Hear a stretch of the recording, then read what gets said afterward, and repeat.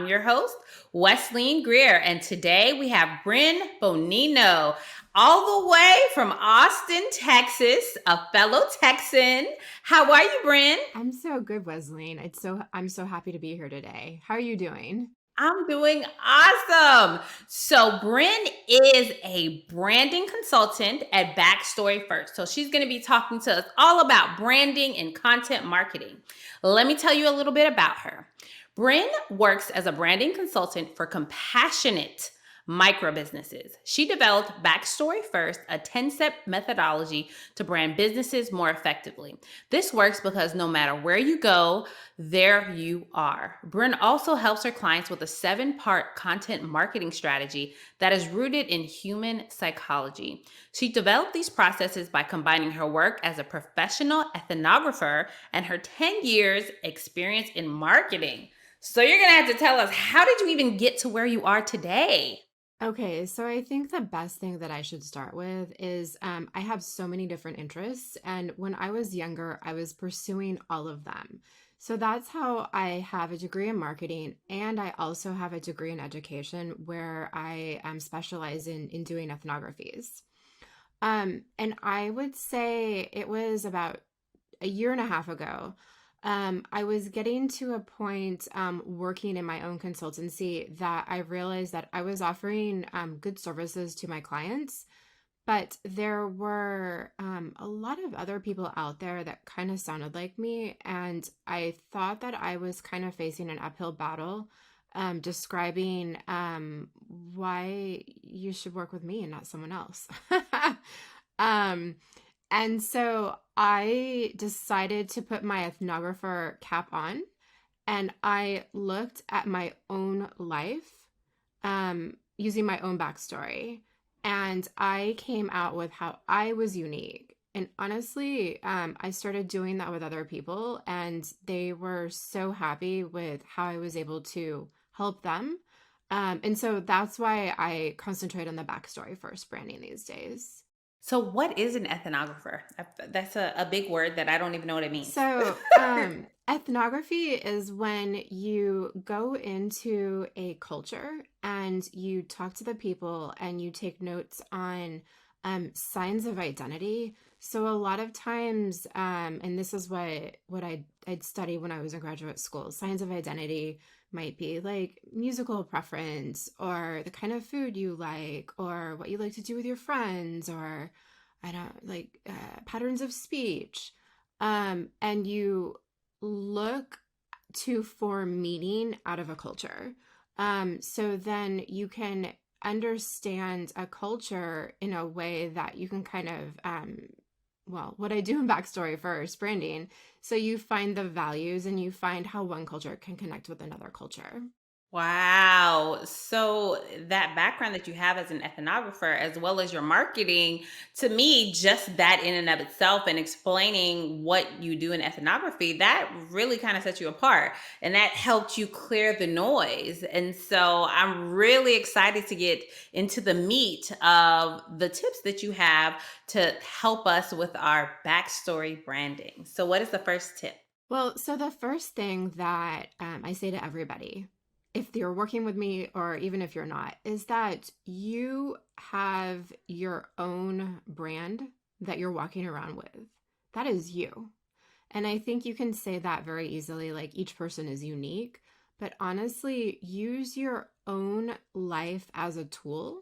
And what I say to people is they can write down their strongest life memories and analyze those memories for meaning. And that is what they can go forward with their own branding and with their own business so they can position themselves to be unique and they won't sound like anyone else. That's deep. I've never heard anyone say that you should examine your own story to come up with your branding. Wow, you have me speechless, Britt. So when you do that, how do you kind of what do you do with it? So you sit down, you write all of these things down, you pull from your deep dark depths of your inside, and how does that help lead you into what you need? So, what I recommend people do is first take all the negative experiences that you remember, because unfortunately or fortunately, that's how our brains operate. We remember the negative experiences more strongly. It's a protection mechanism. So, take those Mm. negative experiences and flip them on their head and make them positive life lessons.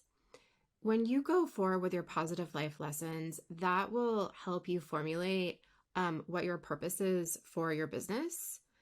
And I think when you can have a purpose in your business rooted in real life memories, then it will be it will be so much strongly authentically you, but it will also help you go forward with your business in the tough times, because you'll know that it's so closely tied to how you yourself have experienced life. Mm. That's so really what you're, so I feel like you do a little bit of life coaching a little bit in there, because you're really telling people to do some of this work that they probably need to kind of remove some blocks so they can be successful, so they can build this brand in this business that they want to. So really taking those negative thoughts that may be holding you back, right? Because a lot of times the negativity that we have, or those negative life lessons, prevent us from moving to the next level and reframe them. That's awesome. So that's actually something that I realized after I started doing this with people, is that I am getting into what a life coach does and what some psychologists do. But that's not what I do myself. So what I've been doing is connecting with a lot of life coaches, so I can kind of, if someone tells me that they don't know what to do with these feelings and these thoughts, which some people have, then I'll know Mhm. where to send them.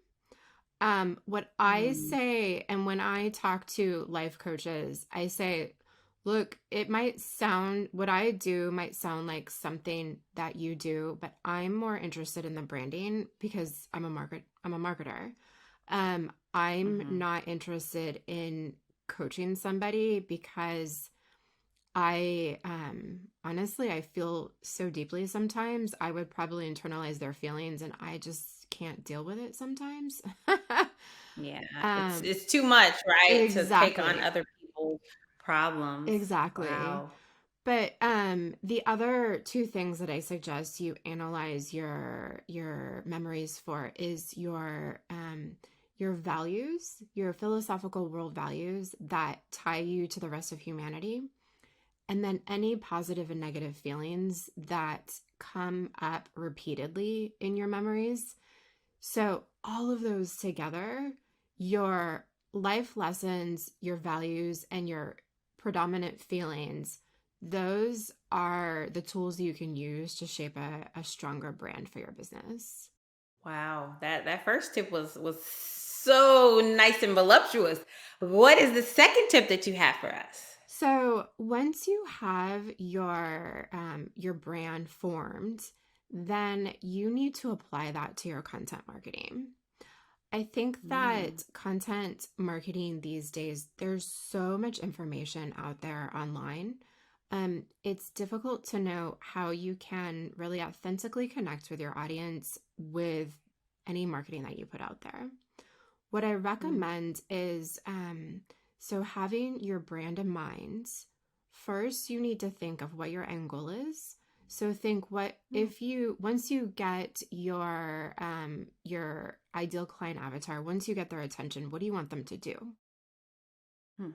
And then put yourself in their shoes and think of what they're thinking and feeling along the customer journey.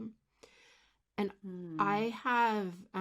I use 5 steps for the customer journey. And this is, I got this from Mira Kothand. She writes a lot about content marketing. I use the first step is problem unaware, then problem Okay. aware, solution unaware, solution aware, and then most aware where you have a repeat customer. Mm. So then if you think of those two things, your what you want your client avatar to do, and then what they're thinking along the customer journey, that's when you can fill in exactly what you're writing in all of your content. Or if you have a podcast, what kind of material you're producing the podcast or a YouTube channel.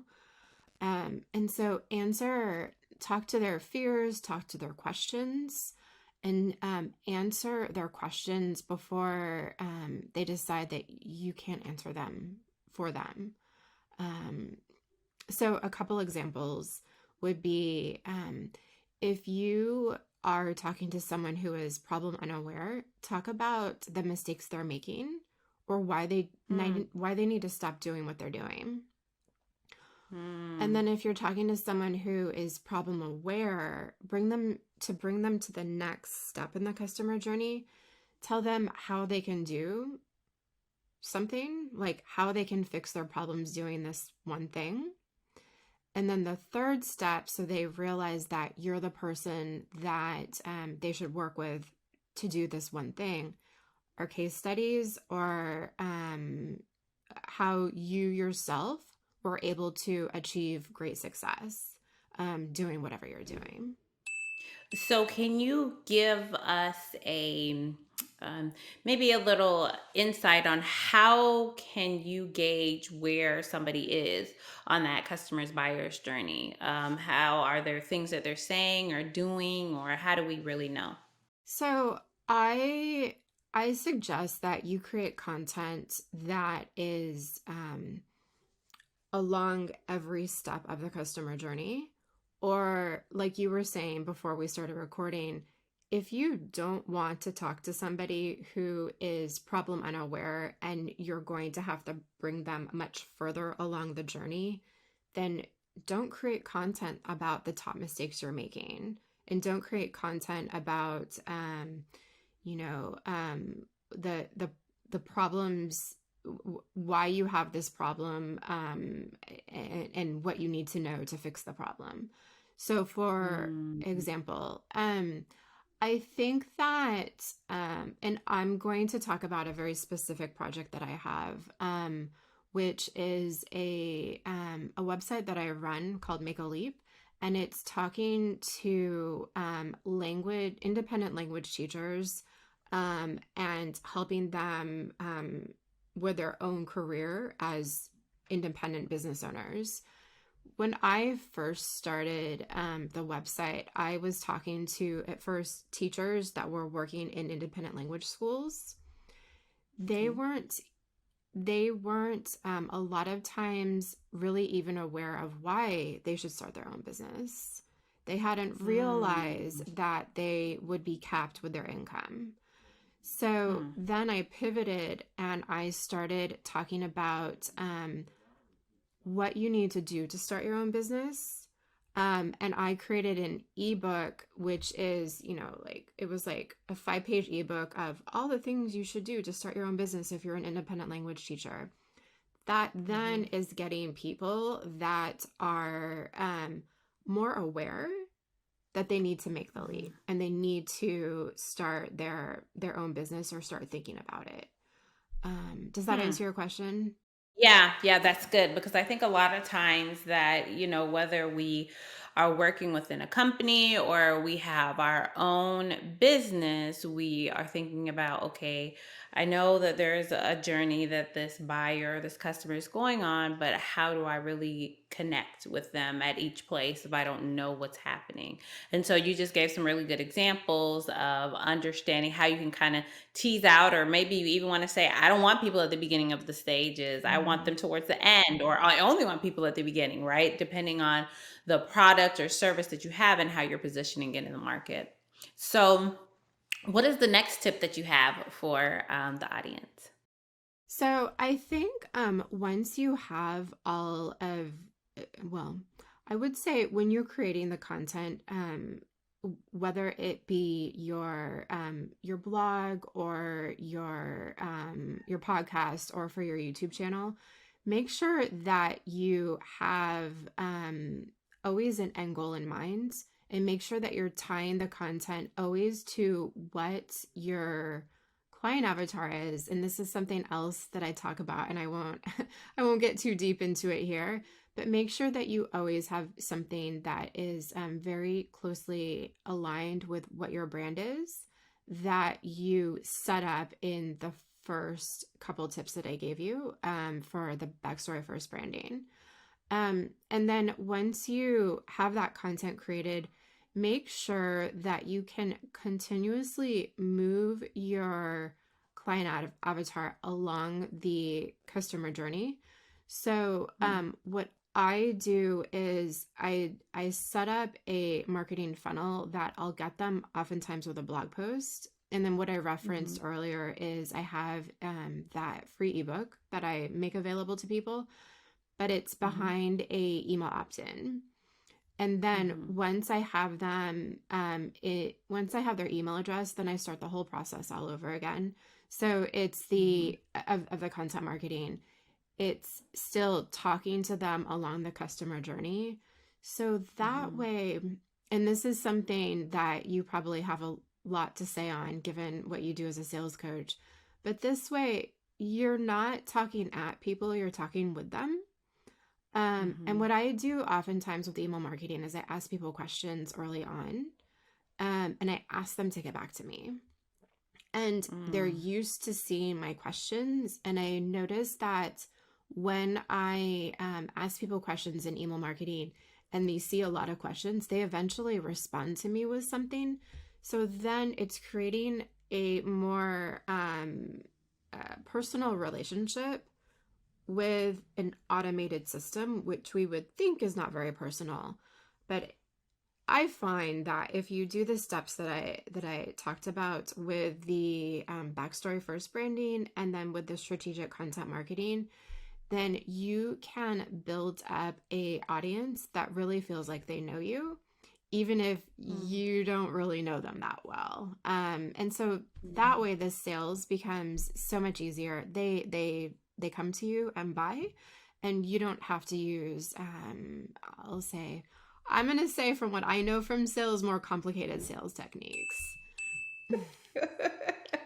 I love it. I love it. You've given us some really, really rich tips. And I feel like someone who is confused about, what is my personal brand? Because a lot of times salespeople that are within companies or sales leaders, they feel like, oh, I can't do anything because our corporate dictates our marketing, right?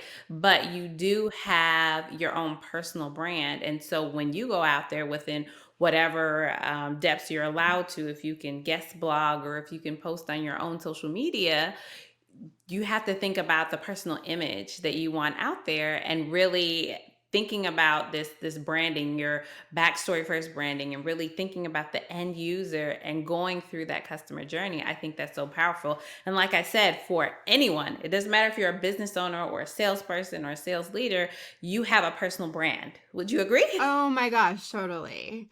And thinking of the salesperson that's on a team and works for a company, my experience with salespeople, they do so much talking to clients and really they're how they position themselves with the clients is how they can close the sale. So if they can think of what values they lead with, for Yeah. example, one of my strongest values is empathy. They can Mm-hmm. position any offer. I Mm-hmm. say that's one of their strongest values. If they can position any offer that they have leading with that value, for me, that would be empathy.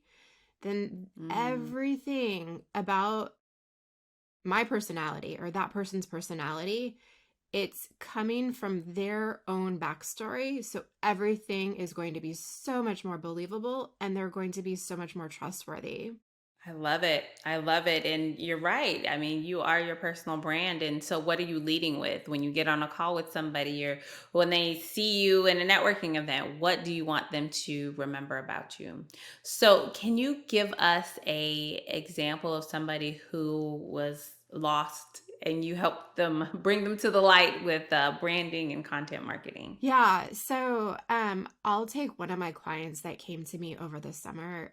He had been running his own business for about a year, and it was going well. But then as any person who runs their own business, when you're first starting out, there's feast and famine until you can kind of get stable on your stable footing and really get everything running well. So Mhm. he came to me and I did first my backstory first branding process. When I do that with clients, because I have a course for it and then I do it privately with clients. When I do it with clients, I ask them several questions and I ask them to tell me stories as answers. Mm. He was amazed. He said that I told him things about himself with the values and the dominant feelings that he he didn't even recognize in himself, but once I told him that's what I found, that he realized that's who he was. Um, Mm. and then what I did, this is actually a client that I really wanted to work. I really wanted to help him, but he wasn't ready yet for my next step. So what I did is I created my second online course basically for this client. I put my content marketing knowledge into an online course, which was embedded into a website template. Mm. So now, this client has the branding recommendations that I made for him, and he also has a website as I would have designed it for him. He did it himself with my asynchronous guidance, and he Mhm. has content marketing that speaks to who he is. The Mm. last time I talked to him, he was closing a lot more business. I don't know the numbers, but he went from having smaller clients that were kind of word of mouth marketing to now he's working with international companies, and he's getting much larger Wow. contracts. Yeah. That is awesome. Awesome. And the constant fight is sales and marketing don't work together, or marketing does all of this stuff that doesn't turn into closed results or closed deals, but it's not true, right? Mm-mm. It's when you use the right marketing, when you're doing the right things and attracting the right type of people, then the onus is on the salesperson, the business owner, to close the deal. That is awesome. And you talked about empathy. So you just stepping outside yourself and saying, I'm going to do something to help this person because I know that they need it and I know it will be beneficial to them. That is amazing. And what do you have a free gift? I mean, you've given us so much already. I feel bad for even asking you for a gift. Well, I know that some people they can go so much further if they can actually see what something looks like and they have kind of a resource that they can look back at again and again. So what I have is a masterclass that I put on. So it's on demand and it's asynchronous. So it's called Storytelling Branding Jumpstart. And what I do is I give a high level overview, kind of what we talked about today, of how you can get started with using your own backstory as a branding tool. And then I didn't want to just leave people there. So I tell them examples of how they can use that in their content marketing. That's awesome. So you are definitely a giver. I always tell people serve before you sell. And it seems like you are serving people and within your business by this awesome free gift. What is the best way for people to get in contact with you? I think probably the best way for people to find me is through LinkedIn. I think if you Google me, it pops up first. I'm if you message me on LinkedIn, I'll tell you a hint in connecting with me. If you want to connect with me for any reason on LinkedIn, shoot me a message there first. I'll be much more likely to connect with you. I'm not someone on LinkedIn that just wants to get a high number of how many connections I have. But then Yeah. I'd love to connect with anybody who wants to chat more about what I've talked about today. Awesome. So connect with Bryn on LinkedIn. You will find the link for this wonderful masterclass that you can go even more in depth than we've already gone, because she is definitely the genius in branding and content marketing. I mean, I've learned so much from you in this short time that we spent together. And thank you again for sharing these wonderful pearls of wisdom with the audience. Thank you so much for having me on your show, Wesleyne. I can tell you're an excellent host, and you made me feel so comfortable sharing what I know today. So thank you so much. Awesome. Awesome. Well, thank you guys for joining us today.